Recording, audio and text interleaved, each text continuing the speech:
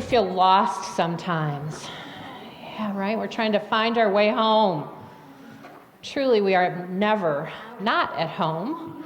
But we come together each week to remind ourselves, right, of what we need to do to come back into an awareness. So I've never left home. I'm still here, still here, still here. So we do a lot of practicing here because I don't know about you, but it takes practice for me. I'm still learning. And so our practice has been different. We're in the beginning of our fall program, and last week all of the green tags that are up on this webbing here were all around whatever you decided was your spiritual practice for last week, around bumping into the uncomfortable. How are you going to stretch through that? So how many of you, I know lots of you set the intention to take on the practice. How many of you took on a practice last week? Super. So as I said, I bumped into the uncomfortable this week. Roberta at one point said to me, I bet you're not going to talk about that topic again. So we'll see. But I'm wondering about any of you that practiced last week, bumping into the uncomfortable and moving through the uncomfortable. What did you learn? What new insight did you gain? What understanding? Is there anybody that would like to share something about that? Aha, Judy, I see you. Hold on, let me come back with a microphone and hold it up nice and close because we all want to hear your wisdom. Oh, my wisdom. Well, it boiled down to addressing something uncomfortable because it embarrassed me. It was just you had to wake up to the fact of what was happening, do it, say it, and get through it, but I still feel embarrassment, or that could be maybe a little bit of shame. Yeah. But you are willing to do it anyway, right? So that's what we talked about last week. It's not like we're never going to feel these feelings that make us feel uncomfortable if we're doing it right, if we're spiritual enough, if we pray the right prayer. Like we're never going to experience those uncomfortable things again, like embarrassment or maybe a little bit of shame. But what we know is we stand in our truth anyway, and we walk through it. Right? So well done, Judy. Good for you. Anybody else want to share? Okay, Lenny? I had a responsibility at work where someone who was training on an area for quite some time has not been able to pick up on it, not due to lack of effort, but just haven't been able to cross through the threshold. And I had to tell this person that they were going to have to stop for a while, step aside, and let someone else begin anew on this. And it wasn't easy for me because I like this person, and I know that they put their best effort in, but I still had to make that decision, and I told him so that it was, I enjoy working with him, and that was difficult for me to step through. Yeah, Lenny, I get that one. So that can be hard, having these conversations with people that we know need to be had. And we realize in having these conversations there might be some upset. But to move forward with an open heart, speaking our truth with humility, those are my 3 qualities I try to hold in those kinds of difficult situations. So we're moving on today. We're moving on to revealing unconscious patterns. So I'm going to see if any of the kids want to come up and join me for this. Any kids want to come up and help me out here? If you do, come on and sit up on the front steps, and I'll let you all gather there while I talk for a few more minutes. Any of them there, Eddie? Good job. We're going to come back to the kids in a minute, but what I'm aware of is that there was a period of time where I heard you can't teach an old dog new tricks. Anybody ever hear that one? You can't teach an old dog new tricks. Did any of you ever hear that one? You can't teach an old dog new tricks. No, they don't have a clue. See, because this is no longer the conventional wisdom.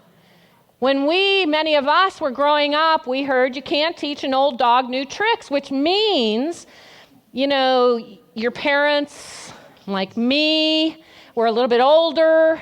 You can't teach Baker or Heavy new tricks. You can't teach new tricks to people who are set in their ways. That's what it used to be that was thought. But that's no longer the thought anymore.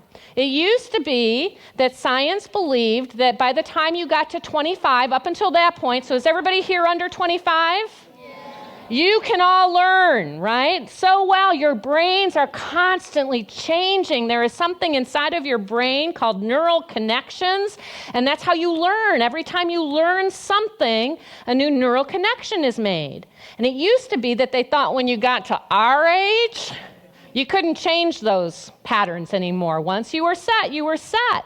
But science now tells us that that's not true. Isn't that good news? Yay us! Yay us! Because you can all learn, but we can all learn, right? So, how many of you know what a habit is? Right? So do you have habits? So tell me a habit that you have, Will. I come home and I take off my shoes. I come home and I take off my shoes. Your mom probably likes that habit because it keeps the dirt out of the house, right? Yeah, Eddie. When I get up from bed, I'm like, Tired. I don't want to get out of bed.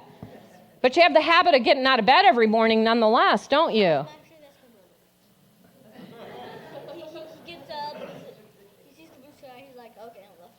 Okay, so some people... I get up and I just don't sit up, I just stay in bed and roll. Okay, so Eddie's saying, he has a hard time getting up. His brother, Alex, not so much. He's jumping up ready to go. But the good news is you both have the habit of getting out of bed, although maybe with different attitudes of getting out of bed. Yes, Alexis. When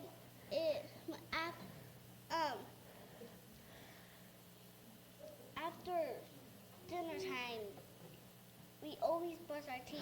After dinner, we always brush our teeth. How many people out there take time to brush your teeth? Right? Good. They all learned really well when they were little, just like you, that it's a good habit to brush our teeth. So we have good habits. Eve, do you have one?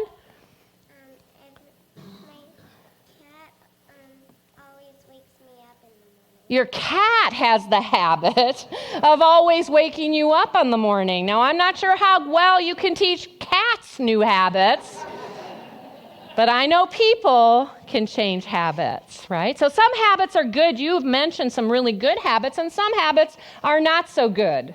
Anybody can think of a habit that's not so good? Yeah. Killing people would be a bad habit. Yep. That would be a bad habit. One that we would hope could be broken. Yes? Will? Eating too much junk food. Anybody relate to that bad habit? Eating too much junk food. Look, people relate to that one. Yeah? Did I see one more hand? Bad habit? Yes. No. Okay. So here's what I want to talk about today. I want to talk about how we can change those habits that we've identified are not very helpful for us. Because no matter what age you are, whether you're sitting here on the stage in all your youth, ready to learn lots of new things, or sitting out here, all of us, we can all learn new ways of being. Our daily word today reminded us that we are all spiritual beings, and as spiritual beings, we came into the world knowing that, but over time, we've forgotten it. Over time, our parents, our teachers, our friends, our society has taught us that we are not spiritual beings, open to all possibilities, but we've been limited. So we want to root out all of the ideas that we've been holding in mind that tell us false ideas about ourselves, right? All right, so we operate 95% of the time in our subconscious. Imagine this is our subconscious, okay? In our subconscious are all of the beliefs and all of the ideas and everything that we've been believing and we automatically go into. So, is anybody aware, like, if a friend does something that you don't like, maybe they've hit you or they've said not nice things to you, what's your reaction when that happens? I got to be alone for a little bit. How about you, Alexis? Tell them Tell them to please stop, which would be a very good conscious way of dealing with it. But how many times do we react to things in life without even thinking about it? We react when our buttons are pushed. We say words that we shouldn't say, or we hold thoughts that we shouldn't think because our buttons have been pushed, because we're coming from our subconscious reactions 95% of the time. Right? So what that means is that there have been these neural pathways that have been made in our brain, just, I'd say like a record, but these guys don't know what a record is. You sort of do here. But imagine a record with a groove in it, right? And it continues to follow that groove. That's your subconscious patterns. And you have to move from that groove to a new groove, and that takes effort, right? So what happens? You can help me. All right, somebody want to hold the glass? All right, one of you, come on up. There we are. Eve it is. All right, so this is our subconscious, remember? And we make the decision, wait until I say, we make a decision to change a habit. I'm going to change my habit. I am going to choose to be patient tomorrow. I am going to be so patient with everything that I do tomorrow. Okay. Yep, that'll work. Take a spoonful. Now dump it in there. Good job. Oh, what happened? Show everybody, Eve. Show everybody over here. What's happening? Bubbling. It's bubbling. It's bubbling. All of our unconscious patterns there are bubbling inside of us. So if I choose tonight that I am going to be as patient as can be tomorrow, and then I suddenly have all of these opportunities to practice it, and I find it is so hard to be patient. I am having so much trouble. I don't think I have it in me to be patient, and it's because my idea of patience has met with all my other ideas that I've been holding with me in my subconscious. And I find myself failing, and I start thinking I must be doing something wrong. And some of us, at that moment, choose to stop. See? The result, I can't be patient. But I'm going to choose to continue on because I know you can teach an old dog new tricks. It just takes practice. And so I decide who wants to put a spoonful in. We'll give somebody else a chance. Thank you so much for that. Come on up here. You put a spoonful in. Here comes the truth again. The truth is that I am an unlimited patient being. So today I am going to work at patience again. And what happened? Stir that up a little bit there, Eve. He didn't put enough in. No, he put enough in, but what happened? I put exactly. Good job, Alex. You can go sit down. What happened? It's bubbling again, but what did you notice, Alex? And when Eddie? the normal water was little, and when the thing was in, it was like. Yeah, the first time it bubbled up, it came up way high. Did you all see that? And the second time, it didn't bubble up quite as much, did it? And when the white stuff disappeared, it was littler. It was smaller. It went up higher and it came down, or not as high and it came down faster. Now think about when you're trying to change a habit, when you're trying to change a thought pattern, and initially it's so hard, but you keep working at it. And you start noticing, oh, I think it's getting a little easier, even though there's still opportunities there for that error thought to show up. All right, who else had their hand up? They wanted to help. Okay, yeah. All right, I'm going to get it right. Eddie, right? All right, Eddie. The small one. Put another spoonful in. Here's the truth coming in again. Here's the truth coming in again. Dump it in there. That's good. They're being so precise with their truth, right? Stir that up a little bit, Eve. Stir that up. What happened? What'd you notice? It got bigger and bubbly, and some of the puppies are on the side. Some of the puffies are on the side. I'm going to get those here. Shh. It doesn't look like it's doing anything. Alex, it didn't. Well, it's still doing something. Do you all see the bubbles still? But not very many this time, right? It's sizzling still, but not those big bubbles coming up, right? All right, what happens if we keep going? One more. Did you do one already? Yeah, I thought so. All right. All right, Will, put another spoonful in. Another spoonful of truth. Can I change my patterns of thinking? You could put a good heaping one in. That's all right. All right. Well, still bubbled up a little bit. Not so much. Not so much. Who didn't get a chance yet? You want to come put one in, Alexis? What if we poured it all in? Then we'll see. We'll see in a minute. Maybe we'll pour it all in and see what happens. Let's overload our consciousness with truth. See what happens. All right, one more, Alexis. That's okay. Put it all in. That's good. Oh, it's getting less and less. Put another one in. Put another one in. Sure. Put another one in. All right, let's see. Now it's hardly bubbling. Okay, I think that'll be good. All right, we're going to is it Colton or Weston? I always mix it up. Weston, pour them all in. Let's do a real experiment here, see what's going to happen. Everybody's gathering around. Didn't do much, did it? Didn't do much. What would have happened in the beginning, do you think, if we had poured all that in? That's right, it would have gone all over the place. That's okay. Want to put it in? Nah, that's okay. All right, thank you. Oh, thank you for helping. You can go back and sit and color, and thank you for coming to help me. When Will put the thing in, I saw like a little chunk of powder. You saw a little trickle of powder. Yeah, chunk. That's okay. Thank you. Thank you for your help. So I want to share with you, they're gonna make sure that we get all that truth in there. It's got to all go in, that truth. Thank you, Alexis. That's okay. So I want to share with you that this is an idea that comes from an idea in Unity called chemicalization. Who's heard of that idea? Chemicalization. What chemicalization is that we take a truth idea and we decide that we're going to shift our pattern of thinking. By taking an error thought that we know, how many of you recognize you hold error thoughts? Right? We're going to take an error thought that we know we shouldn't be holding because it's out of alignment with truth, and we're going to replace it with a truth thought.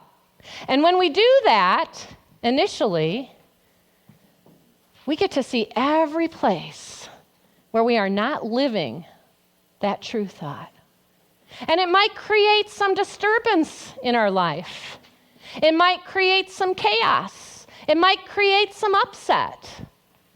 It might create some disturbance of some sort, like my week, bumping into the uncomfortable over and over again. And what we tend to do when that happens is to say, I must be doing something wrong. I must have to pray a little harder. Or maybe my faith isn't strong enough. Or maybe I really am separate from God, and Joanne's just full of it. But if we will continue to work with the idea and continue to practice it and practice it and practice it, then eventually the truth will begin to settle into our subconscious, and we will no longer have that disturbance taking place in our lives. Can anybody recognize how that happens for you? So if we want to shift unconscious patterns, we have to recognize that in the shifting of those unconscious patterns, as we change them, and we can, everybody get this, I can change my beliefs. Say that with me. I can change my beliefs. I can learn something new about myself. I can learn something new about myself, and when I do, shift happens. And sometimes it shows up as shift without the F. I was trying to figure out, how am I going to do that? Thank you, God. Right? And we don't give up when stuff hits the fan. We don't say, I must be doing something wrong because stuff's hit the fan. Instead, we say, I must be doing something right because stuff's hitting the fan.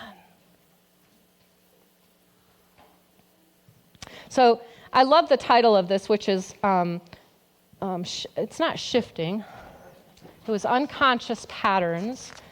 Rewiring, right? Rewiring unconscious patterns. And so I asked in the last service, how many of you are aware of unconscious patterns that you know you need to rewire?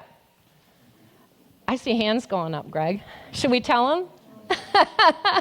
So Greg said last service, how can we be aware of unconscious patterns?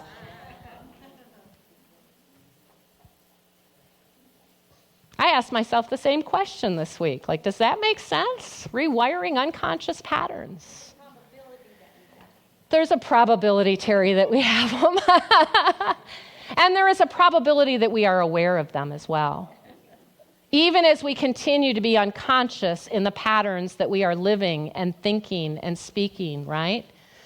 There's a probability that you're aware of a pattern that is in your subconscious that unconsciously comes out as you go through the activity of your day. Does everybody recognize those patterns? It's usually avoidance of something.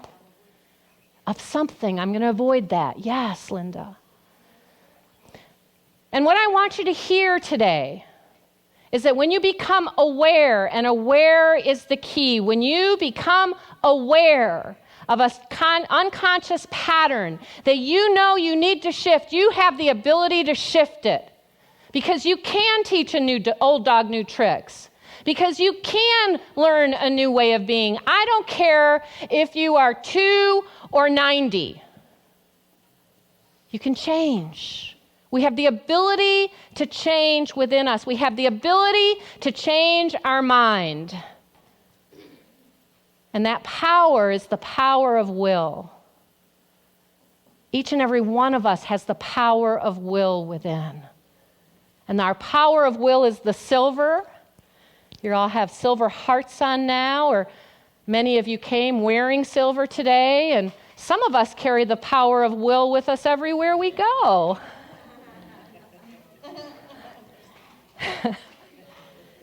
You have the power to change your mind. And so you become aware. And in the moment that you become aware that you have fallen once more into that unconscious pattern, you make a different choice. You choose again. I put on my intention card last week, I will read the daily readings, morning, noon, and night. That worked for about 4 of the 7 days for me. I didn't invoke my power of will a couple of times to say, I know you don't feel like doing it, Joanne, but get up and do it. So my intention this week is going to be the same as my intention was last week. And I'm not going to beat myself up over it because that's a different unconscious pattern. But I'm just going to choose again.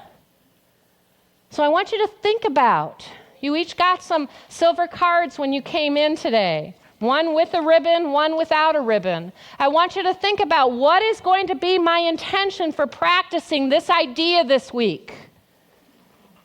If you need a card or you need a pen to write on your card, raise your hand and the ushers are going to come around and pass those out for us. Just keep your hand up high so they can see who it is that needs them. And if you have a card and you have a pen, go ahead and write on there. What is your intention this week? How are you going to practice this idea this week? Keep your hand up.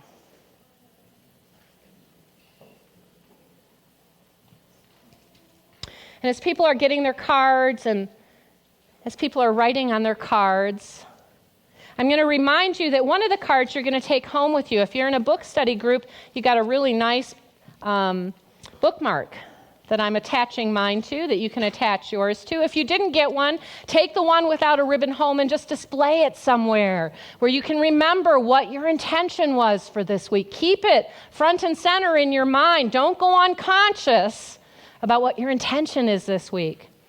And on the second one, with the ribbon on it, at some point before you leave here today, you're going to come and tie it up on one of our webs. And I'm going to invite some of you who are really able to do it to go low. so we can fill up the whole web. First service, spontaneously, people just started coming up during the song that Eric's going to sing next. It was really beautiful to see. It's just when you feel inspired to go up and tie it up on the web, but sometime before you leave here today. So I want to end with this sharing. This idea of chemicalization is an idea that has been with Unity since Unity began. It was spoken about in H. Emily Cady's book, Lessons in Truth, which is a basic Unity primer. And at some point in time, somebody decided that chemicalization sounded a little too negative. So guess what they decided to do? Take it out. Of course, Barbara, why not? We don't want to get too negative. We don't want to draw that negativity to us by believing in this idea called chemicalization. So, of course, once they took the idea out of the book, chemicalization stopped happening, right? No. Taking an idea that we call negative out doesn't stop the idea from happening in our lives, right? But we can reframe how we look at the idea. We can reframe seeing chemicalization as being a negative that we don't want to happen and reframe it instead as a gift, as evidence that what we are doing is making a difference in our lives. Does that make sense? Yeah. So let's all be on the lookout for chemicalization this week. Who's going to practice this week with me? Excellent. Can you shift? Can you rewire unconscious patterns?